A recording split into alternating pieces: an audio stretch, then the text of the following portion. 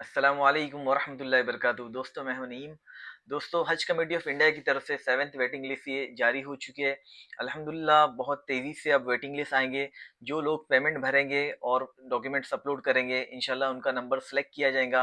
अगर चाह आप पेमेंट नहीं भरते और अगर आपको हज कमेटी की तरफ से कॉल भी आएगा आफ्टर सिलेक्शन के बाद में, अगर चाह आप फ़ौरन पेमेंट नहीं भरेंगे तो वह हो सकता है आपकी सीट्स कैंसिल कर दी जाए और वो सीट्स दोबारा आगे वाले नंबर्स को फॉरवर्ड की जाए।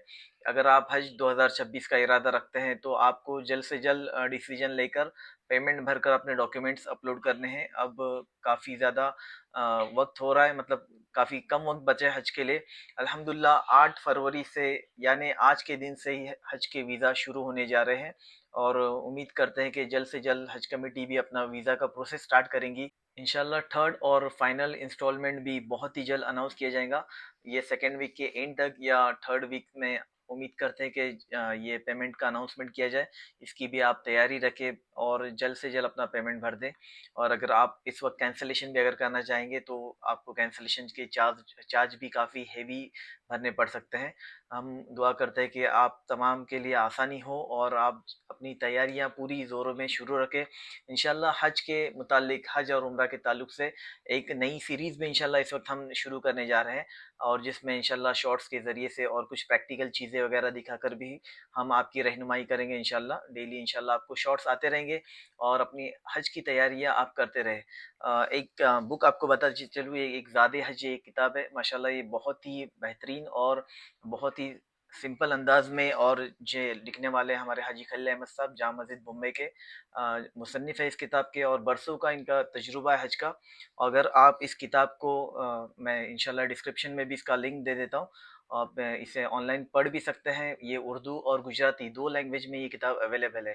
अगर चाहे इंशाल्लाह 2-3 बार आप इस किताब को पढ़ेंगे तो बहुत आसान लैंग्वेज में सब बताया गया है।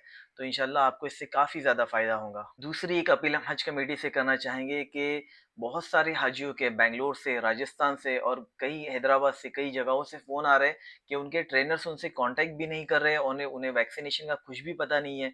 तो हम अपने रिक्वेस्ट करते हैं हज कमेटी से, माशाल्लाह बहुत ही बेहतरीन तरीके से हर जगह पर काम चल रहा है।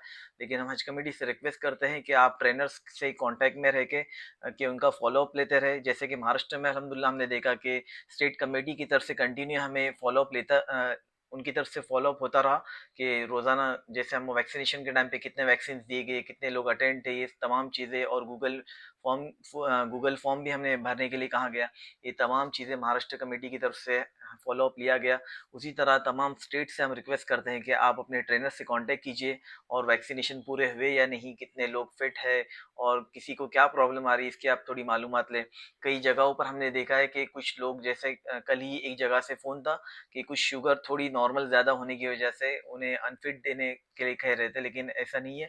अनकंट्रोल और हायर लेवल पे ही उन्हें अनफिट डिक्लेयर करा दिया जा सकता था, वरना शुगर कोई क्राइटेरिया नहीं बैठ रहा है इसके अंदर कि आप उन्हें अनफिट डिक्लेयर करार दें। और एकदम मेजर और सीवियर कंडीशन में ही, जैसे हमने लास्ट वीडियोज़ में बताया था, टीबी पेशेंट है, कार्डियक फेलियर है और किडनी फेलियर पेशेंट है, इन्हें ही आप डॉक्टर अनफिट दे सकते हैं, या प्रेगनेंसी का लास्ट ये ट्राइमेस्टर है।